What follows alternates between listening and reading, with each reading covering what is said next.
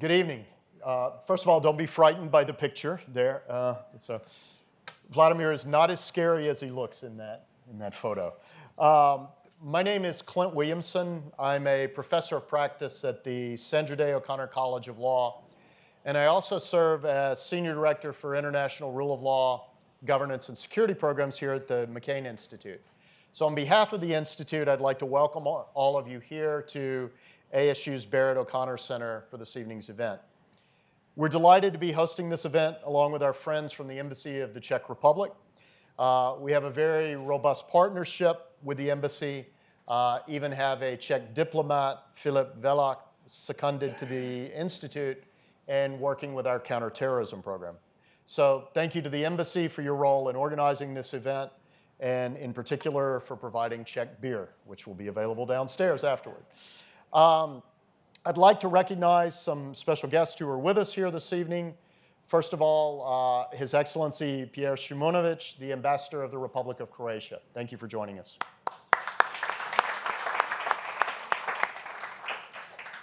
And also Zdeněk Beranek, who is the Deputy Chief of Mission at the Czech Embassy. And Zdeněk, if you could come up now, perhaps say a couple of words. Thank you. Thank you very much. First of all, this is so high-tech. Where's the microphone? Probably. Okay. Yeah. I just speak loud. I'd like to thank you all for being here. Yeah, I would like to thank McCain Institute for hosting this event with us. Sorry. I'm glad that you mentioned the partnership we have. I'm very glad that we have it. This is one of many results that it has produced. And this is a very important event, as I said. Let me mention that this month my country is commemorating a very important anniversary. In November 1989, Velvet Revolution overthrew the communist dictatorship in former Czechoslovakia. And this event led to many things, as you are probably aware of. I will, in the context of tonight, I will just mention two of them. First, the regime changed, opened a debate between the Czechs and Slovaks about the future of our federation, and it eventually led to a split of Czechoslovakia. A very peaceful split indeed. Sometimes it's called a velvet divorce, and it was so peaceful that many people actually didn't even realize that it happened. Even today in Washington, many people still think that I am representing Czechoslovakia. Another important result of the changes were the tremendous opportunities that opened up for the Czechs. They were suddenly able to study, work, travel, and do business freely without any political limits. And Vladimir Dzuro, the author of the book, is one of the greatest examples of people that very soon after the revolution used this opportunities very wisely. And he ended up in former Yugoslavia, or a whole region that unfortunately wasn't as was also subject to changes that started in the late 80s, but unfortunately those changes were much more dramatic and much more painful than it was in the case of former Czechoslovakia. Vladimir then had many opportunities, unfortunately, to investigate the war crimes there, and he worked for many years for the International Criminal Tribunal for former Yugoslavia. And I would like to use this opportunity to proudly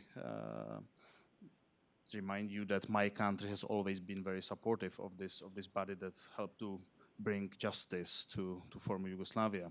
And I'm very proud that Vladimir was among those that worked for this body, for this tribunal. One of the most important cases Vladimir Dzuro worked on was the Ovčara massacre, that happened close to the city of Vukovar. And today, I don't know if you are aware of that, but today actually is the 28th anniversary of the Ovčara massacre. and we'll probably talk about this event tonight in more details. Vladimir also, and he's not alone here, he is here tonight with other members of his team. Vladimir was among those that personally arrested one of the main perpetrators of this massacre, the former mayor of Vukovar, Slavko Dokmanovic. You will also probably hear more about that. To conclude, I would also like to mention that my country has always followed very closely what's happening in Western Balkans, both bilaterally and within the EU, and we have always been very supportive of the European and transatlantic perspective for the Western Balkan countries. Some of them already are members of the European Union. I'm very happy that the Croatian ambassador is here tonight. We think that it is very important that also the other former Yugoslavian states see this perspective, and you are all aware of the fact that this path is not easy. We stumbled recently in Brussels. We'll use this opportunity just to mention that we don't like the decision by the EU that took place recently, and we will do our best to change it and to reopen the European perspective for the Western Balkan countries. To finish, I would like to thank Vladimir and his colleagues for working in the 90s for the tribunal and for the international justice, or for justice in former Yugoslavia. And first of all, mainly I would like to thank them for being here tonight and for sharing the stories from the past, because they are very important to be reminded. So thank you very much for being here.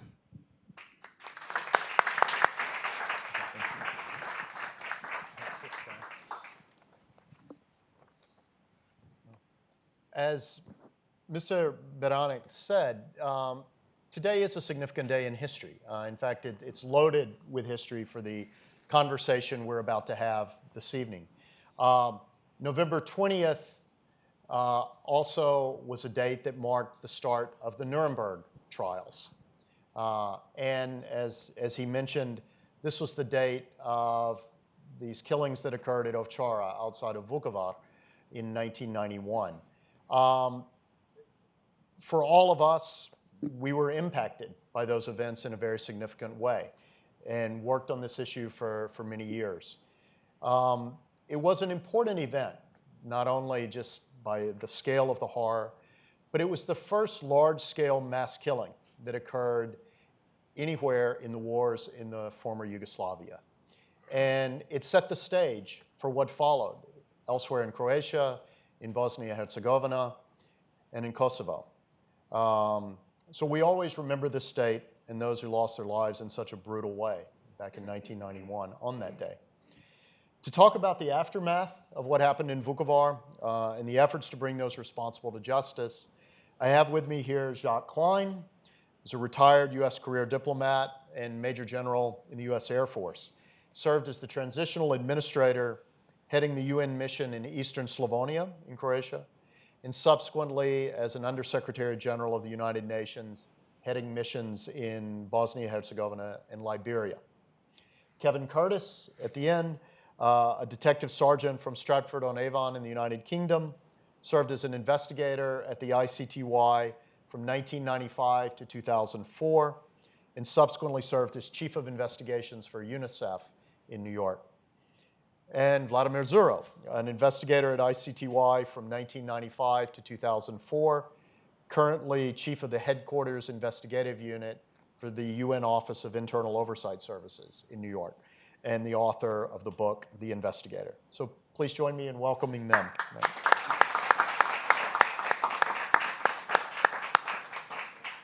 Perhaps to begin, Vladimir, if you could just start off by giving a bit of background on the very compelling story you tell in this book. Thank you very much. Thank you for coming here. Thank you for the invitation. And I would like to thank the McCain Institute for having it here, the Czech Embassy for having it here, and also I would like to welcome the ambassadors and thank you for coming here. There's one other person I would like to thank, is Julian Borger, who is sitting here, because he, 3 years ago, published a book Butcher's trail about the arrest of the war criminals in the Balkans. And if it wasn't without him, I would have never gotten permission from the UN to publish my book. Thank you, Julian, for this. Now, let's go back to the conflict. And I will go very quickly through this because many of you actually know what happened in the Balkans. But in 1990, 1991, when the situation started to be very tense, the Serbs in Croatia rebelled against the government. The constitution of Croatia, the new one, put them as a minority. And then after some time, they put a rebellion. And these are the areas which were under control of the Serbs on the territory of Croatia. Now, the story I will be talking about today is related to the Eastern Slavonia, but my book covers more than that. You know, Vukovar is a beautiful city on the bank of the Danube, and this is how it looked now and how it looked before the war. But between 25th of August and 18th of November, through the conflict between the Yugoslav army and the Serbs, and the Croatian defenders, and you see the difference of the powers, 36,000 of the JNA and the Serbs, and about 1,800 the Croatian defenders, the city was turned into this. Because the JNA didn't want to fight street by street. They decided to shell the city, bombard the city, and turn it into ruins. 18th of November, the Croats were not able to defend the city anymore. They surrendered. And the situation in Vukovar on 19th of November looked like this.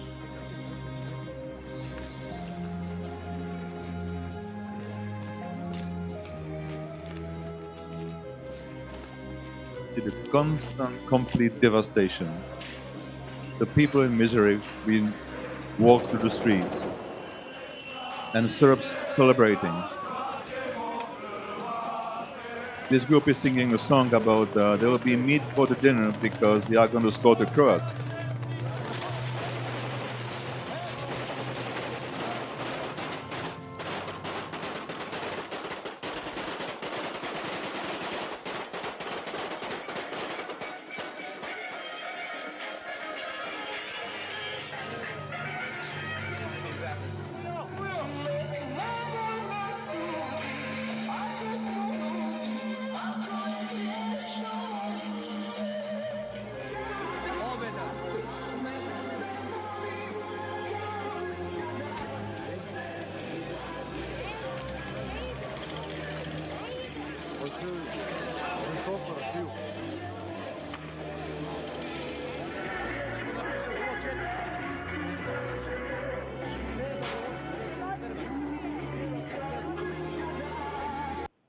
People were told to go to Vukovar hospital for the evacuation. There were announcements being made in the city that everybody should go to the hospital because they'll be evacuated.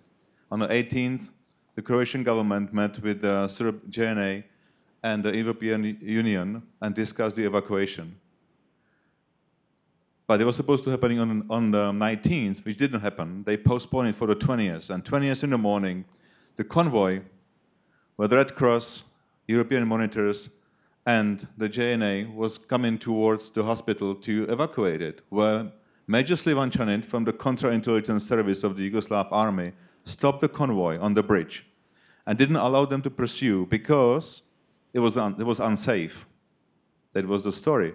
It actually wasn't that case.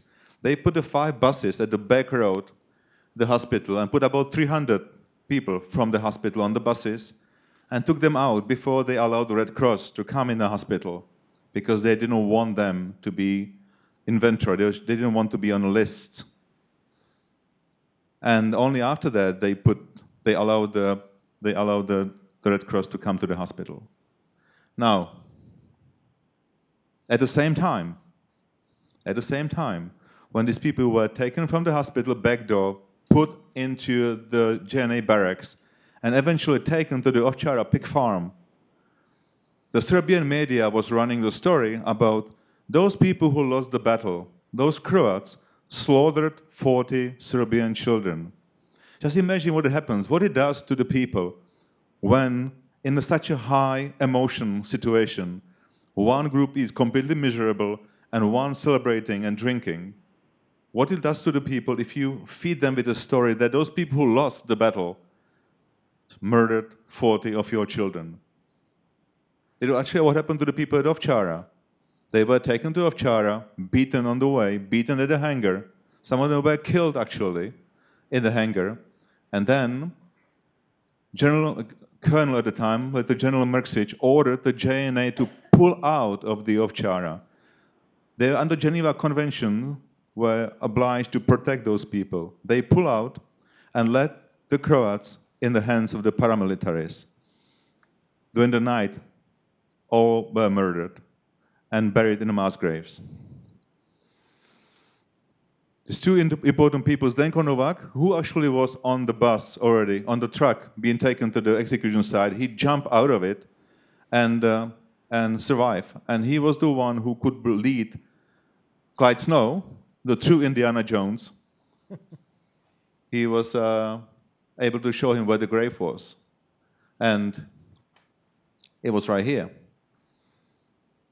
They tried to exhume the grave, but the Serbian authorities who governed the region didn't allow that exhumation. They tried twice, in October and December 1992.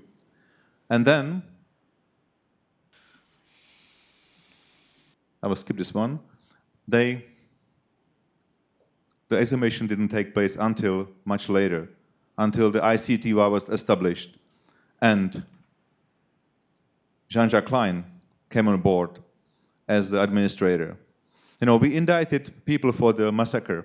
You can see on the left side, Mile Mrksic, he was the commander of the army. He was the one who ordered the JNA to pull out of the area and let the paramilitaries to do what they wanted to do.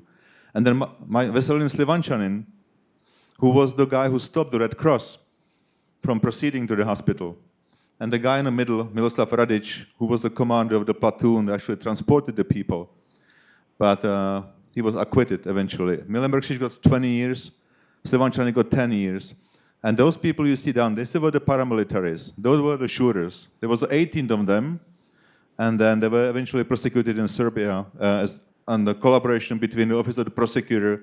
Karel Ponte made a deal with the Serbian prosecutor for war crimes. Those people were, on the basis of our evidence, prosecuted in Serbia, which was a very complicated matter. Slavko Dokmanovic, we found out about him from the witnesses. He was beating the people at the Ovčara. And we came to a conclusion that he needed to be indicted.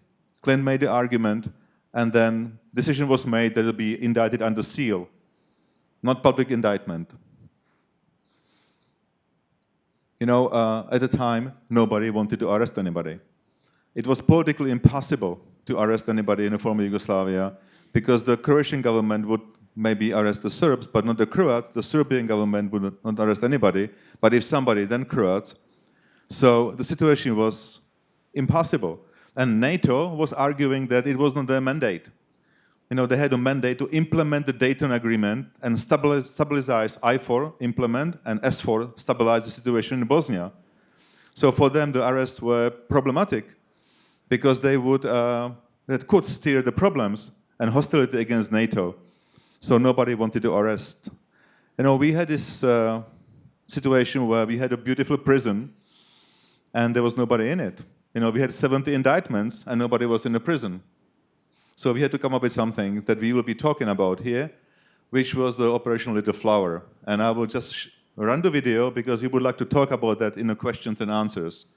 So this is how it looked when we arrested the first war criminal after World War II.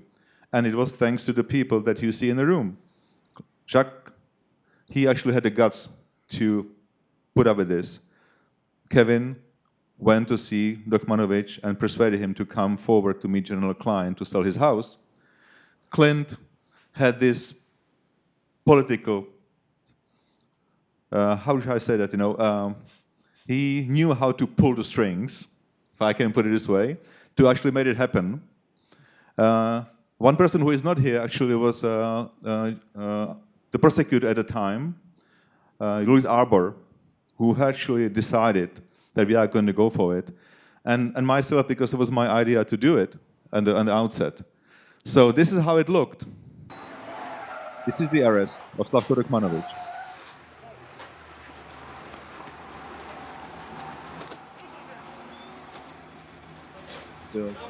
The troops, this is a special Polish unit, GROM, to actually work for Jacques Paul-Klein at UNTAES, and then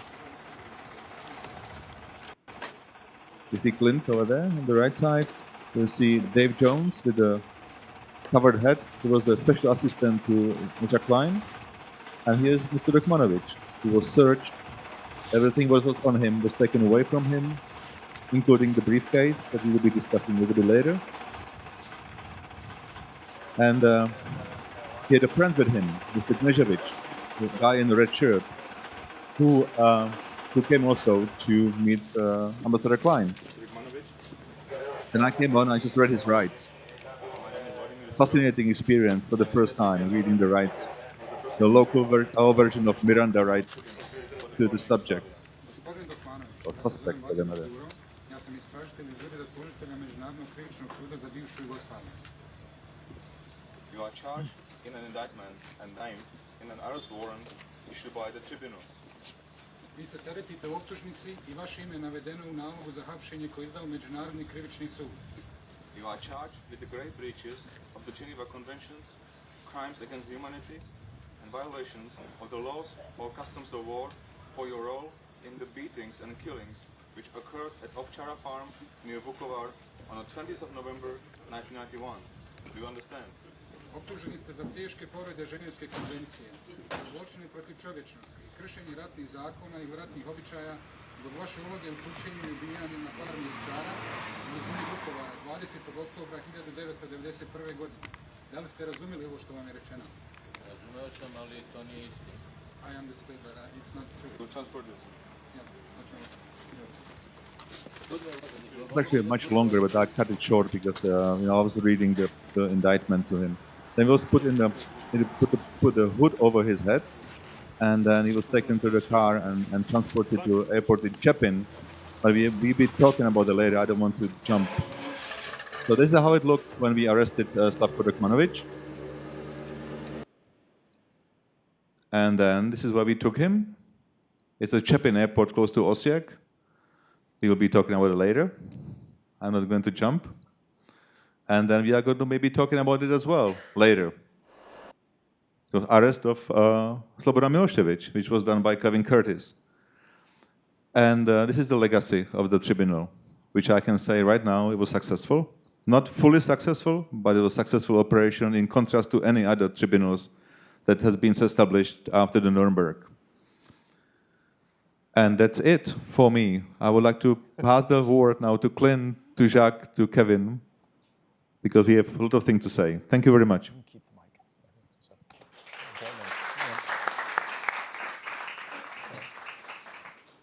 So I just have a few questions that I'm going to go through with our panelists, and then hopefully we'll have a little time for questions from the audience as well. Jacques, in late 1995, right after you had been appointed as the transitional administrator for Eastern Slavonia, you were passing through Brussels, I think, for consultations with NATO. And Louise Arbour asked if I could go down and meet with you. We met at the U.S. Embassy in Brussels. And I was sort of taken aback because in that conversation, you indicated that you were willing not only to support an exhumation of the mass grave at Ovčara, where we had previously encountered nothing but resistance from the UN, but that you were also willing to undertake arrests of any war criminals that might be found in the territory under your jurisdiction. These ended up being really game-changing shifts for the tribunal. Why were you willing to take these steps?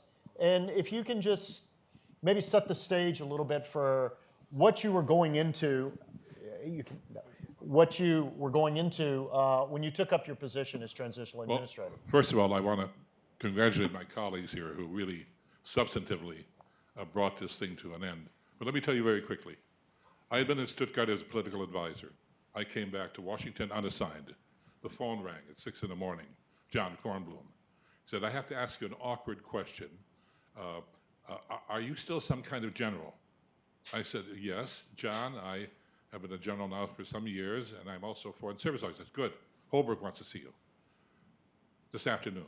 I went into the department, and Mr. Holbrooke said, we have a problem.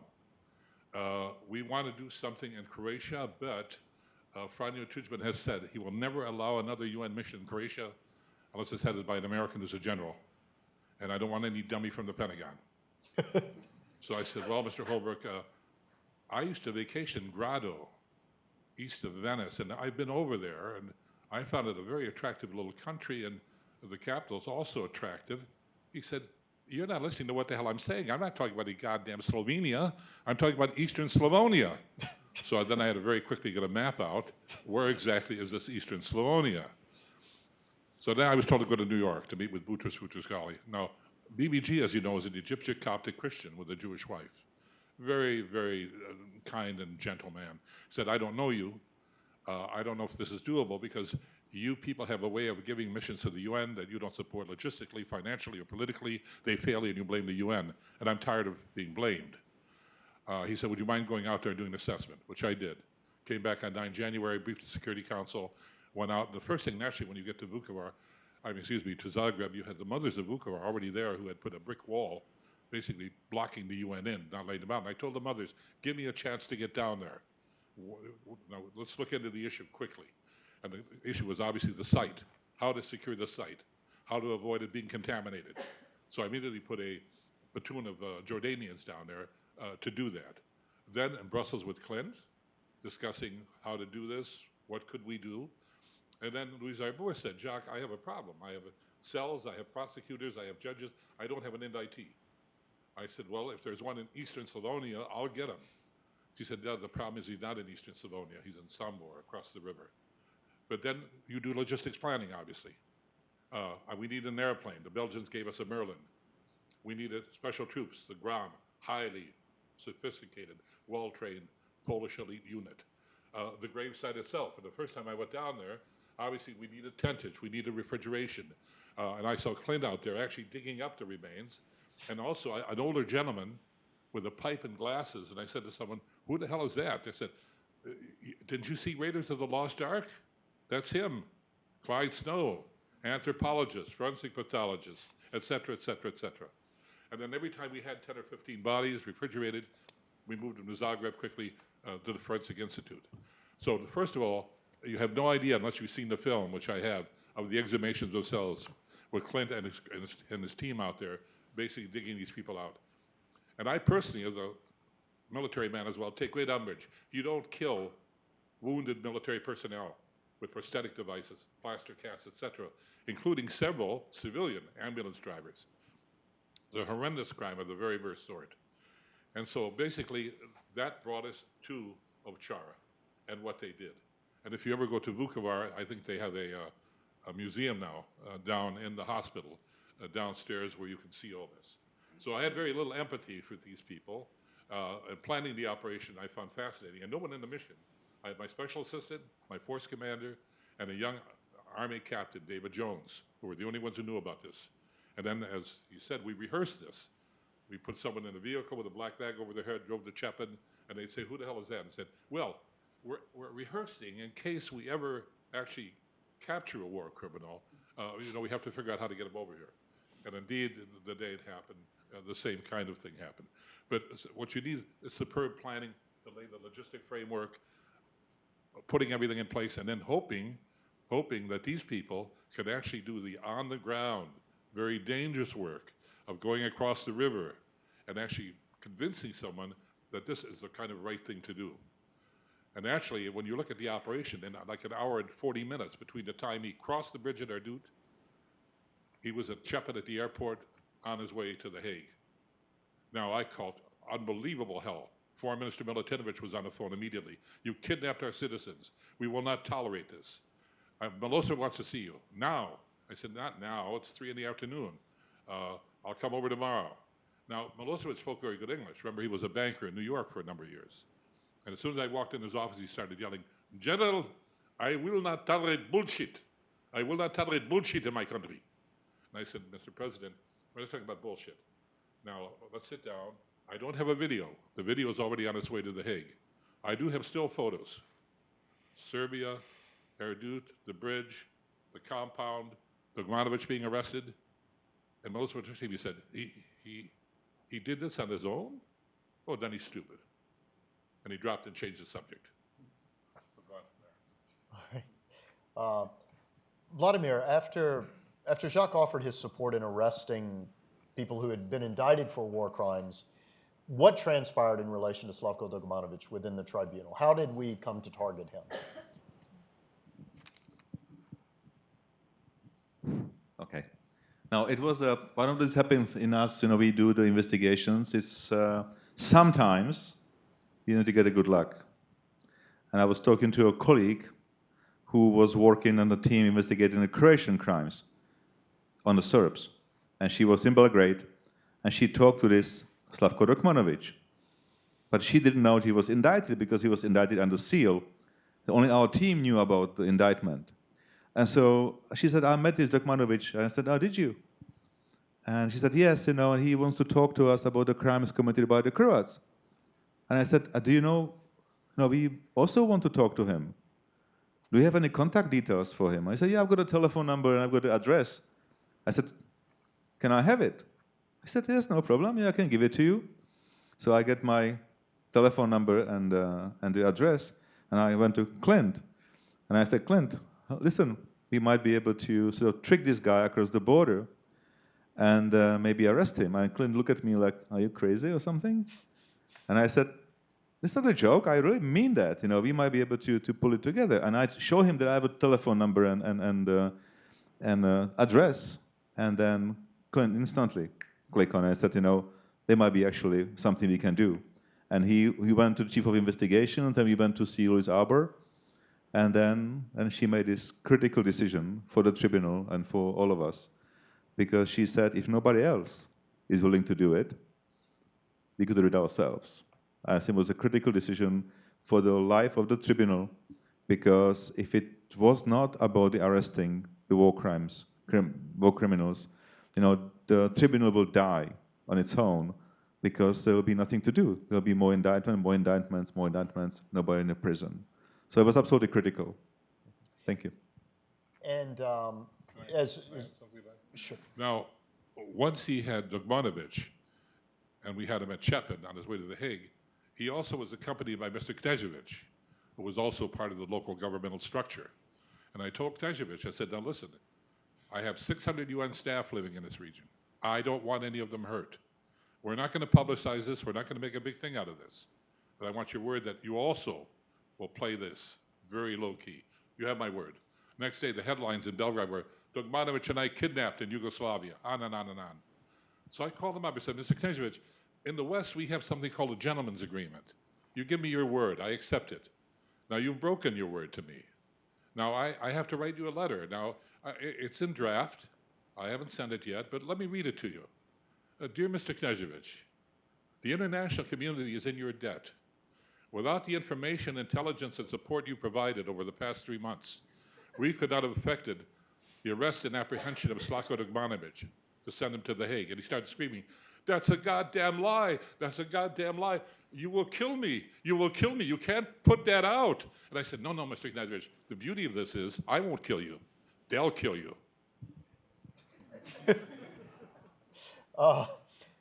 Stepping back a little bit, Kevin, so as we started planning this operation, so before their arrest again, what was your role in this? You ended up having contact with Slavko Dogmanovic, right? Yes. We tried to arrange for him to come to Croatia in the border area of Beli Manastir to be interviewed and I told him, I was talking to him through an interpreter, I told him that the idea was that we wanted to hear what he'd got to say about the Croats committing crimes against Serbs. This, of course, right from the very outset, was a ruse. I just needed to get in front of him, and we needed to try and arrange so that he could be lured into an area that we could effect an arrest. Anyway, so we phoned him, and he agreed, which surprised us all a little bit. So now the next move is, how are we going to arrange this? We're going to probably meet him in a hotel. It's going to be in a public area. How is this going to happen? So anyway, the plan was that we would ring him back the next day, which we did. We rang him back at the said time in the morning, no reply. We rang him all day. Eventually in the evening we got him, and he said, "I'm not ever coming across that border." Now let's just bear in mind that he was publicly indicted by the Croats for war crimes at that point, so obviously he was very nervous about getting arrested. So later, he said, "Why don't you come and see me in Sombor in Serbia?" Of course, with the security situation there at the time, we had to get permission to go to Serbia in those days as investigators, and we had to pretty much lay out why we were going. So that really wasn't on the cards. And so we said, we can't come at the moment because of the security situation, but we'll be in touch. So later on in June, we contacted him again. We discussed with Louise Arbor. We knew the risks, and it was decided as a team and with the prosecutor that we would try again, and that I would go to Sombor and interview him at his new home there. So we phoned him up, we made the arrangements, and then we had to go to Mr. Klein to make further arrangements how that was going to take place. And Vladimir, you and I went and did a bit of surveillance in Sombor and found where his house was located, and fed this into the planning process. And then when Kevin went for his initial trip to meet with Mr. Dogmanovic in Sombor, you went to provide some backup surveillance. And what happened when you were there doing this? We agree with Kevin that he's going to park the car so I can see it, because there was a tree line. So I wanted to see from a distance. I wouldn't have to be close to the house because it was dangerous. And so, for the operational dangers. And so Kevin gets there, and the commander would do, "Please drive the car to his yard." So he moved the car and closed the door, the gate. So I didn't see. So I had to walk past the house all the time. So eventually I go to sit in a cafe. I would have a Coke or something, and I would pay and go away. And I would come back and have a tea or something, or coffee. And after some time, this waitress asked me, "So, I see you coming back and forth, why? What are you doing here?" And I have to come up with something quickly. So I said, I fell in love with this Serbian girl. She was a refugee in Prague. And then and we agreed we are going to meet here, so I'm waiting for her. And 2 hours later, I'm still going back and forth, and she looked at me like, "Look at this loser." Look at him. But it's better to be a loser than to be in a prison, right? So, but eventually, Kevin came out of it. Dogmanovic didn't agree to go at the time, but Kevin managed to actually do some good arrangements. So as we were doing some of the planning for this, and this ended up being quite an intricate operation. You already mentioned that you tasked this Polish Special Forces unit with executing the arrest. As this was going on, I think all of us were very cognizant of the risks that were associated with it. And I remember we had discussions about what happens if this turns violent. What happens if Mr. Dogmanovic gets killed or somebody else gets killed in a shootout? Do you recall that? Well, in reality, you need legal ground. So as soon as we decided to do this, I went to New York to the legal advisor and to Coffey, and I said, "My mandate is chapter 5. I'm only allowed to defend the mission ourselves. We're not necessarily authorized to do something outside of that. Do I have the authority to actually go after a war criminal using deadly force?" And they came back and said, "Yes," and I have the document. And that's why I was so happy when we actually got him to Chepin into the airplane, and Clint signed over a receipt for one Slavko Dogmanovic, and I was rid of the problem. But you always work under the philosophy with violence, etc. If you shoot at me, I assume you're trying to kill me, and I will return the favor. And that's the philosophy you have to use.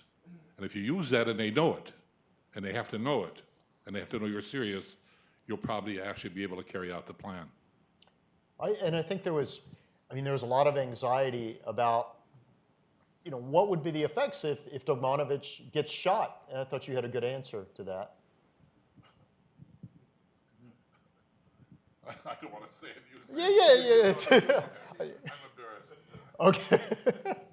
Wasn't it something about throw him in a ditch and put a note on him saying, don't mess with the ICTY? But maybe with a little more colorful language. But yeah. So, all right. We saw the footage here a minute ago of the arrest of Mr. Dogmanovic, which occurred at a Polish Special Forces base near Erdut. But Kevin, can you tell us what actually occurred that made Mr. Dogmanovic agree to come across and end up at the base, and how that played out? Yeah, the first day, of course, when I went to interview him, my sole intent was to get him somewhere, as I mentioned, where he could be arrested, which wasn't where he was, in Serbia. We could not arrest him in Serbia. So I went into his house, and as everybody that I've come across in the former Yugoslavia does, they welcome you, they give you coffee, and so that took 10 minutes or so. We sit down with the coffee, we're chatting, we're getting to know each other a little bit. Hopefully he has no idea why I'm there, but he thinks that I'm there to listen to him about evidence that Croats have committed crimes against the Serbs. So then, after we had the coffee, I say, okay, let's start. And he said, before we start, I am not coming into Croatia. So you can imagine that I was somewhat deflated inside because that was my sole purpose of going there. And this was at the very start. Anyway, I hopefully didn't show it, and I don't think I did. And we carried on, and he did give me information, which I also passed on to my colleagues that were covering alleged offences by Croats against Serbs. So we carried on during the day, and then I said, well, the best thing then, if you're not going to come to Croatia, I will go away, I will take photographs of the places we've spoken of, and then I can come back and you can tell me if we're talking about the right places. So again, that was agreed, and before I go, well, you better have a coffee. So I had a coffee. I was off to Rakia. I didn't drink it, but I had a coffee, and while we were there, his daughter came in, and his granddaughter, and we were introduced, myself and my interpreter, to them, and he's saying, you know, it's a shame because my house and my daughter's house are in Croatia, and there's nothing we can do about it. We can't sell them, we can't do anything with them, which, you know, I had that light bulb moment, fortunately, at that time. And he'd said that he used to be the mayor during the course of our day. He used to meet with Ambassador Klein regularly when he was in the position of mayor in Vukovar.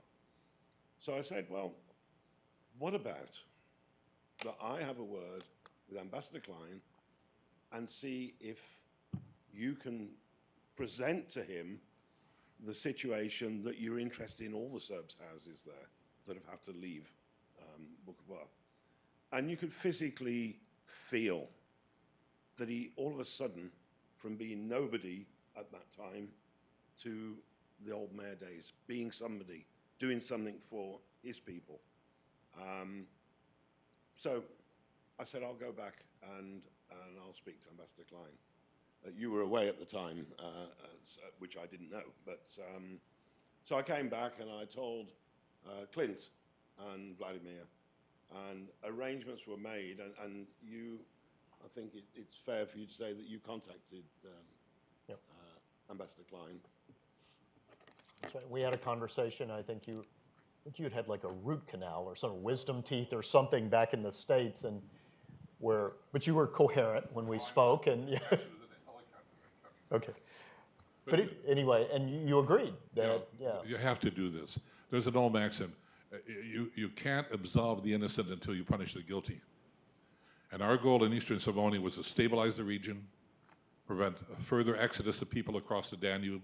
And as I told the local population, you have two choices. You're Serb ethnicity, but you're citizens of Croatia. The other alternative is a DP camp in Serbia somewhere. I want you to stay here. I want you to get your domovnica. I want you to be legalized. I want you to vote. You've been here for a long time. You have the right to be here. But in order to do that, you've got to get rid of the Dogmanoviches and the others who really were the war criminals, who consistently tried to undermine everything we were still trying to do to stabilize the region and to reintegrate it. So we saw the actual arrest where Mr. Dogmanovic ended up agreeing to come over, meet with you to talk about the house, and he ended up in this vehicle driven by Polish Special Forces, correct? Can you tell us a little bit about that, Kevin, how that came about? Yeah, well, as I say, I went back the next day, which I'd arranged with him, saying to say that I will have been and looked at places, taken photographs, etc. We weren't in the days of digital photographs in those days, by the way. I was the photographer, as you can see in the film. So I went back the following day, and I said, Ambassador Klein agrees that you should meet, and here's a phone number, and Mike Harishan, who was your special assistant, I think his title, was going to be waiting there with an interpreter to make the arrangements. So he said, I'm going to make a coffee. So he went away, and he came back with coffee, and I said, you know, he's waiting there now for you to call.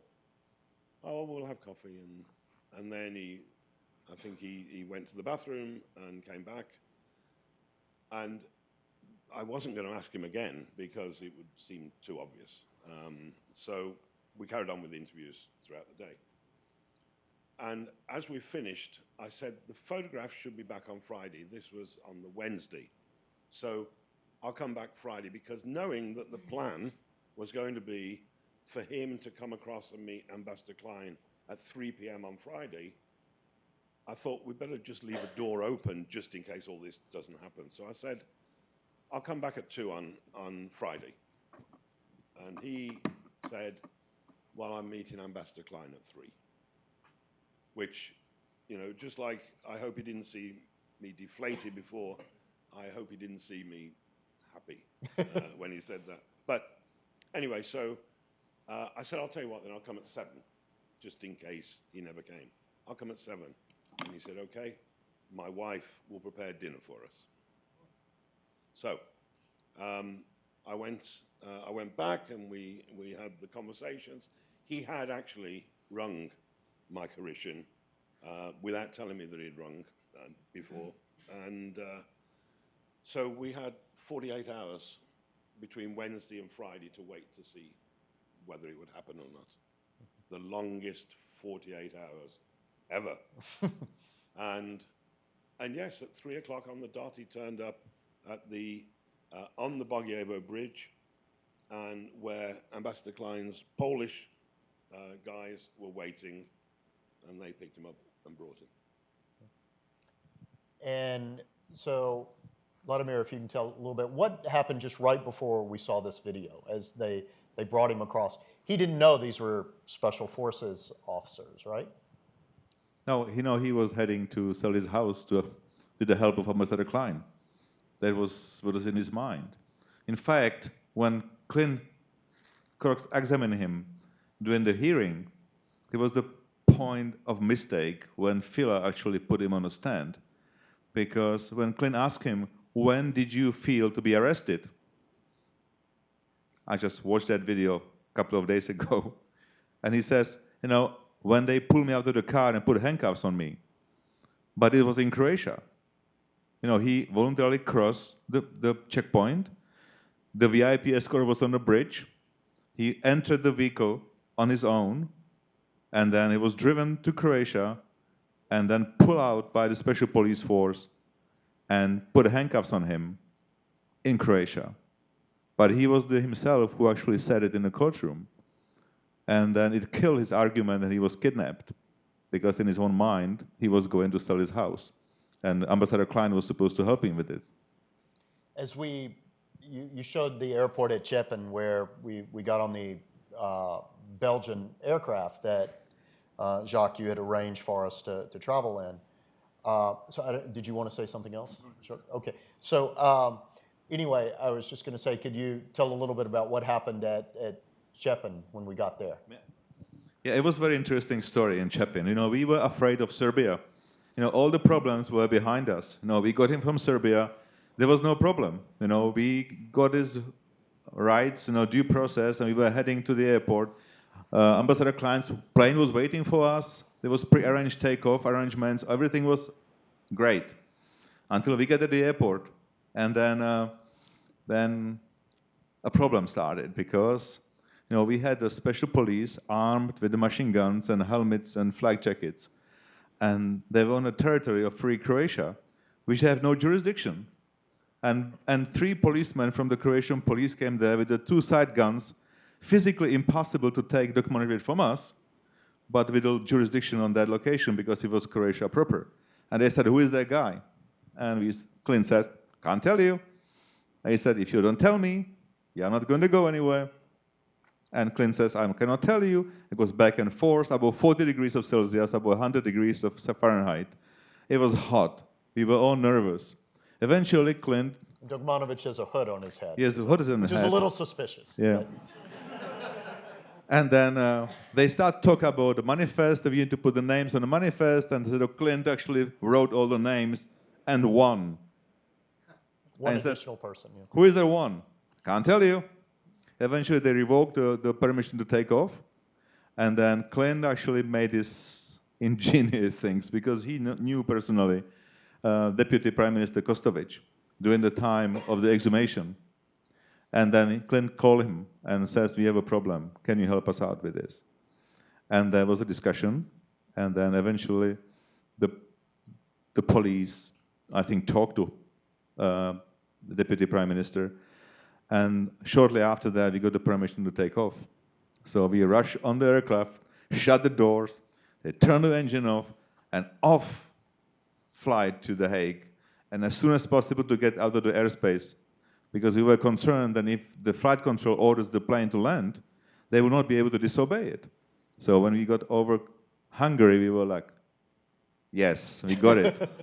Yeah. But we were almost wrong. 1 hour and 9 minutes. Yeah. And Kevin... 1 hour and 9 minutes after he crossed the bridge, he was in that airplane. And that takes superb planning. I mean, when you look at these two, and Clint and the Grom, split-second timing, it just worked like a clock. It was just rather amazing. Now, the thing which is difficult, which I had to face then, 2 days later, Mrs. Dokmanovic showed up at the mission with her daughter and the son. "Why did you arrest my husband?" And that's a tough one. Now, what do you do when you have a tough situation like that? You turn it over to your deputy, Soren Saradarian. And I said, "Soren, you're a much more fatherly figure than I am. This one is yours." But you show them the warrant, you show them the indictment, you look, we're mandated to do this. And what the man did, by all accounts, was absolutely egregious. There's no doubt about it that he was a key player in the brutalization of these people. I just have one last question, and then we'll open it up if people in the audience have anything they'd like to ask. So, Kevin, as we were flying back, I was actually going through the indictment in detail with Mr. Dokmanovic and was asking him a number of questions. And he kept asking for his briefcase to access some documents that he had. And we wouldn't allow him to see his briefcase. When we arrived in The Hague, you were the one who handled the transfer of Mr. Dokmanovic to the tribunal's detention center in Scheveningen. What happened when you got to the detention center? Well, if we can just say that on the plane, not did he just want the briefcase for documents, he wanted his cigarettes from there. So he had my cigarettes because we were not going to let him go to his case. That was now in our custody, and we got to the prison. We actually, at Scheveningen, he'd been taken in a different way. So we, Vladimir and I, we went through the front like anybody else does. We put all our keys and change and wallets on the X-ray, went through, and then the Scheveningen prison had an inner unit for the war crimes suspects. It was a Dutch prison, but inside you go through the Dutch prison into an inner area where it was for the war crimes prisoners. So we went there, and there's a Dutch guy behind the desk, and I say, I've got some property. You need to record the property for the prisoner. Nothing to do with us. You need to do it. I said, no, I think you need to do it. Anyway, we got to the point that he wasn't going to do it. I said, well, give me your form. I will fill it in, and then you will sign it. So we agreed on that. So I started taking the stuff out of his bag, and bear in mind, I'm a former British cop. We're not armed, generally. I mean, more so nowadays, but we weren't armed. I never handled a gun. I put my hand in his bag. There's a gun here, a handgun. And I said to the guy, the guard, I said, do something with this, please. And because I didn't know if it was safe, I didn't know how to unload it. And anyway, they called in a security guy from the tribunal who's ex-military to make it safe. But think back. One, he went to meet Ambassador Klein with a loaded gun. I took the loaded gun into the prison through the X-ray machine without anything going off. And then we had somebody inside that was supposed to take possession of this that wasn't going to. I mean, he didn't know it was a gun at the time, but wasn't. So a lot of lessons were learned through that. In the end, we asked for destruction of the gun, but it was sent back to his wife, I understand. Yeah. Okay. I'll stop there if there. One more thing. Okay. At the aftermath, because right after it happened, I also received a phone call from the commanding general in Sarajevo. What the hell are you people doing, arresting war criminals? I said, well, I thought you had a mandate, something like that as well. Well, you have no business doing anything like that. And then, unfortunately, I had David Jones, a young Army captain who worked for us, and they were actually going to destroy his career because he had not called them in Sarajevo to tell them about the operation that was going to take place. But this was not a U.S. military operation or an S-4 operation. It was a UN operation. And then to make it worse for the poor general, Louis Arbour went to see him and said, General, let me understand this now. ICTY and UNTAS, they somehow, with about 30, 40 people involved, managed to catch an indicted war criminal. And am I correct here? You have 60,000 troops here, and you can't find one? What does it take? Does he have to walk into the base and apply for a job at the PX? And then you say, who are you? He says, my name is Karjic. I'm looking for a job as a clerk. What does it take? And I think, I've never forgiven me for that. Yeah. And I think also just to underline the sort of the concerns that we had about the dangers associated with this, this really did break the logjam on arrest. So 2 weeks after this arrest operation was done, NATO did undertake arrests in Bosnia. And the first 2 arrests took place in the town of Prijedor. And in one of those, a Serbian police chief in Prijedor, a man named Simo Drljajic, ended up in a shootout with British forces and was killed. And as we saw from Mr. Dogmanovic's gun, those concerns were not far-fetched at all. just quickly, are there any questions from the audience? If anyone would like to ask something. Ambassador, please. Gentlemen, I simply have to say something. You have, our deepest admiration for the truly groundbreaking work you are doing and what you did in Vukovar. For us, the battle, for us, the Croats, the Battle of Vukovar and the fall of Vukovar and the Ovčar massacre was truly one of the maybe the deepest traumatic event of the war, embodying the entire essence of what was happening, embodying the aggression to which we have been exposed, and which was, as it has been said earlier, targeting civilians, aiming for total destruction and total destruction of a nation, and the ethnic cleansing. So in terms of all of you and your gallant Polish troops, what you did, starting with Mayor Dokmanowicz, was truly setting the standard of how an international justice should be served. And it was maybe the first, and the whole ICTY work went on, and many of the war criminals were indicted, sentenced. But my question would be, again, expressing our deepest gratitude from the very beginning. We, the Croats, felt that that we were asking for the international justice. We were asking for the international intervention in the conflict in order to stop it. But it came late. It came also after we did a good job of liberating other parts of the country, and the operation you conducted in East Slavonia, to my humble opinion, was the most successful UN operation ever, in terms of its robustness, in terms of the weight of its mandate, and the way how it has been conducted. But my question would be, having done what you did, which is truly admirable, which is truly again something which will be written in the history books with the shiniest titles. What do you feel? How the lessons learned by what you did, what you were doing, have been implementing for what was to come later on, and what we are facing right now? What is the state of the international justice related to the work, stopping war crimes, deterring war crimes, and prosecuting war crimes at this stage? What is your feeling about watching it from the distance and watching it from the position how you were doing it? Thank you very much again.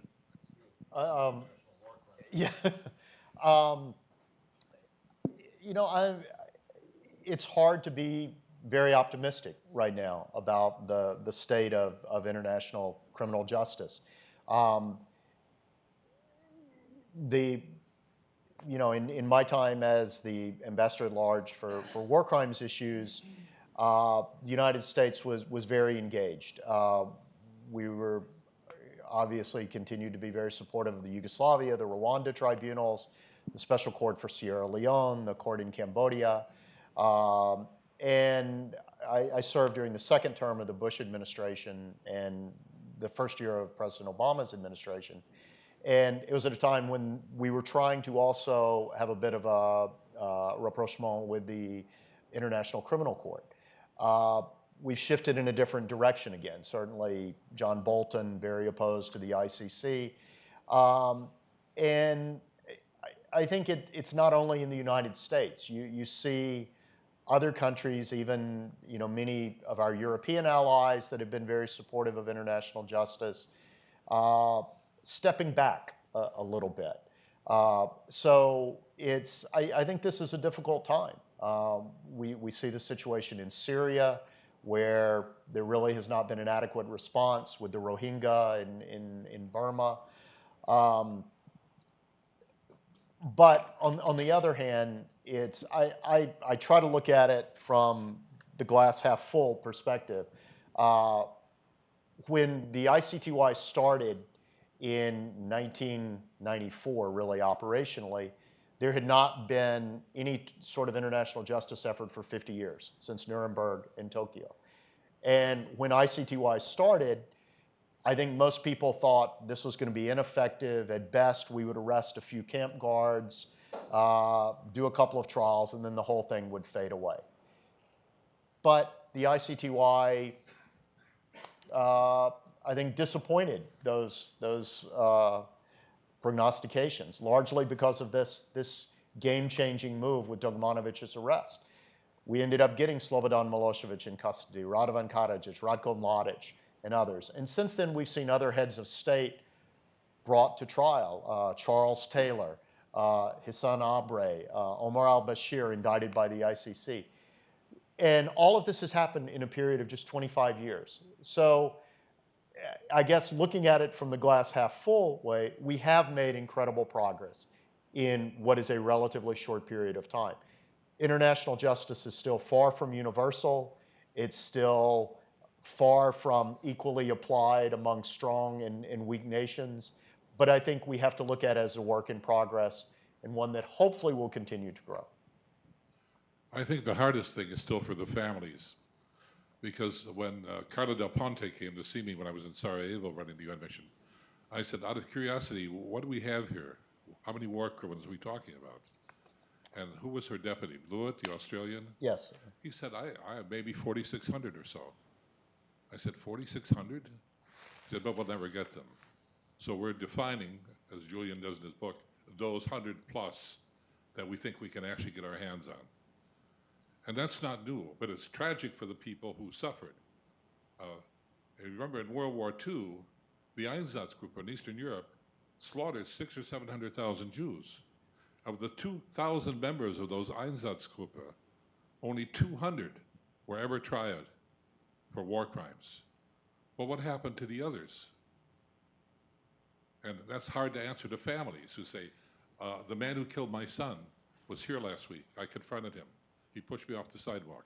When is someone going to arrest him? When is someone going to do something about that? And that is a tragedy, I think, for the families. That's why it takes so long. That's why, as I kept saying earlier, you know, until you really punish the guilty, you can't absolve all the innocent. That's a very, very hard thing. Okay. I just very quickly add, we cannot talk about Syria, and Kevin and I, because we're still working for the UN, so we don't have any permission to talk about anything contemporary. But I will because I'm publishing the book, you know, in Czechia and now in English, I'm talking to people. They ask me, so was the ICTY successful? And it's a good question, you know, whether it was successful or not. You know, we believe it was. But if you ask the people who lost their families, you know, just imagine yourself, you know, if somebody murders your family, you know, they rape your daughter, kill your wife, burn your house, and then 1,000 kilometers away, somebody persecutes somebody who was not even the one who pulled the trigger. Is it satisfaction for you? The best justice will be if it was done locally. But unfortunately, at the time, it wasn't the political will to do it locally. That's why the tribunal was put in place. That's why we believe it was important, and it was successful because we achieved what we achieved. But was it good enough for the people who suffered, whether they were Croats or the Serbs or Bosniaks? You know, if you ask the individual people, was it a satisfaction for them? There's something to be seen. Yeah. Julian, sorry. I just wanted to ask Kevin if he could describe what it was like to arrest Milosevic and to accompany him out of Serbia to The Hague. Yeah, obviously we're short of time, so I won't go through the whole story, but I will say, never think to yourself, what am I going to be doing next week? Because a week before, the chief of investigations came to me and said, we think they're going to hand over Milosevic. Will you go to Belgrade and be prepared to physically arrest him? And I said, yes. So as I say, don't ever think, what am I going to be doing next week? Because this was huge. I went there, and it was secret, obviously, for obvious reasons. It couldn't be known by my colleagues in the office. Only the head of mission knew, and me. We were the only two in Serbia. I had to also make it look like I was in the office for some reason, not just sitting around waiting. So I had to make myself busy. And one day the air conditioning went off, 35, 40 degrees Celsius. So I said, I'm going home. I'm going back to the hotel. So I went back to the hotel, and my plan was shower, air conditioning, beer. The first two happened, shower, air conditioning, Then there was a call from the head of mission saying somebody's going to come and pick you up now. So, okay, I was ready to go for a beer, so I suppose I'm ready to go wherever they're going to take me. So a limousine came with black windows. I was taken about 10 minutes from the hotel, and then I saw this huge mansion-type building, very impressive. And as I went inside, you walk through the halls, and it turned out to be the State Security Building in Belgrade, but I didn't know that. But it was impressive, and you have to think, well, I wonder who else has been in here. So I went into a room, and the Minister of Interior, Dusan Mihailovic, who I knew, I didn't know him, but I knew of him, and I knew who he was sitting at the end of a big table. And he said, right, you're here to take Milosevic to The Hague. And I said, yes. And I said, how's it going to work? Well, you know, I've got things to do. I'll come back to you in a minute about that. And a little while later, I said, well, you know, how are we going to get from here to the Hague? And he said, by helicopter. I said, well, we can't go to The Hague by helicopter. No, you're going by helicopter from here to Tuzla in Bosnia, then a plane will pick you up to go to The Hague. Okay, fine. Who's going to be on the helicopter with me and Milosevic? Pilot. I said, I don't think so. I said, we need firstly, I know he speaks very good English, but we need an interpreter because who knows what's going to happen. And I want one of our security guards. So time was, they were looking at the watches. Things had to be done very quickly because, of course, nobody wanted word to get out because who knew Milosevic had so much information, knew so much. If he started speaking, then there'd be a lot of people in deep trouble.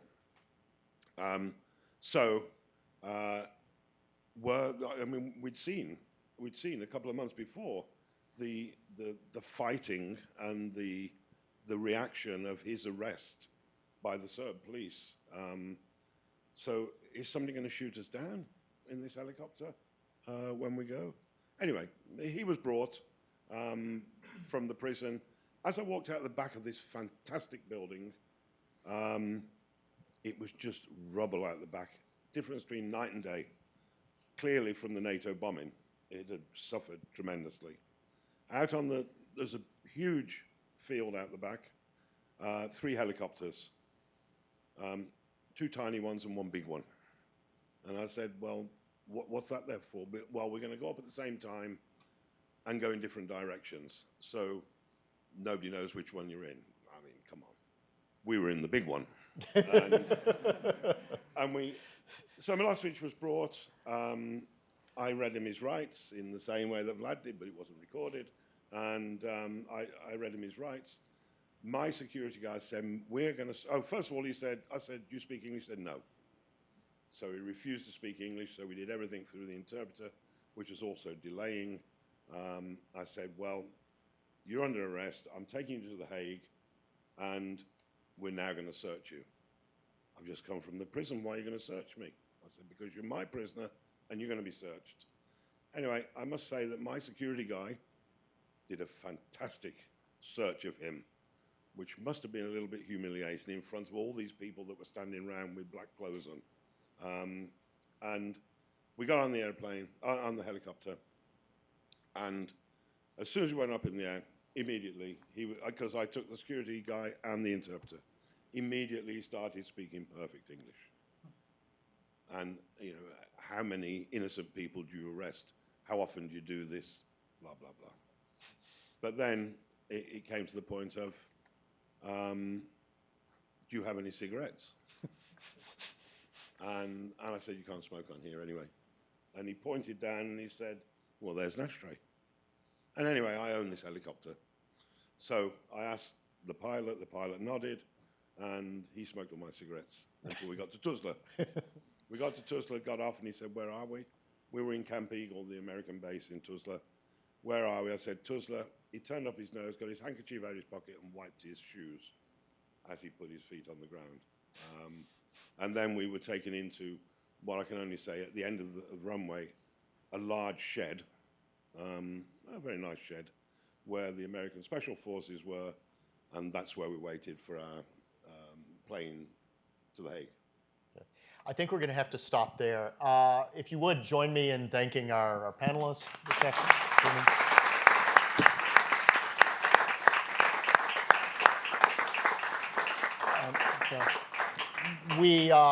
We can continue the conversation downstairs. Just before we go, though, since this is about Vladimir's book, maybe you could just mention sort of the title and where people can find the book, and then would invite you to come down. Yep.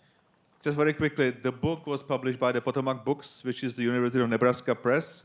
Can be bought on Amazon, could be bought on the Potomac Books in Target, just all the normal sort of places where you can buy it. You know, all these things what you heard here and more.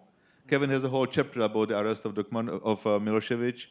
There's a chapter about the Czech prosecutor, how she saw that. So I wanted to have also the female prosecutor. Right behind. Yeah. All these stories about Željko Rašnatovich Arkan, you know, about Milosevic, about the Krajina region, Martic, Babic, and Goran Hadžić. So there's a lot of stories of the team that we investigated. I just want to make a point here. It doesn't mean that the crimes were committed only by the Serbs. You know, the story is one-sided because our team investigated the crimes committed by the Serbs on the others. It shouldn't be considered that nobody else committed the war crimes. I think it's important to say. I would like to thank for the opportunity to have this here again, and thank you for coming for this presentation. And unfortunately, you cannot buy those books because the publisher didn't deliver the books. So these are mine, and I cannot sell them. So I'm really sorry for this. It was just in the afternoon they wrote here that the publisher didn't deliver the books. I'm really sorry for that, and I cannot physically sell these because I'm a UN staff member, and I cannot sell books. It's very sad to have a book launch and not have any books. You can have a look at them if you want to. Yeah. I'm so sorry for this. So anyway, so please join us downstairs. Thank you again. Okay.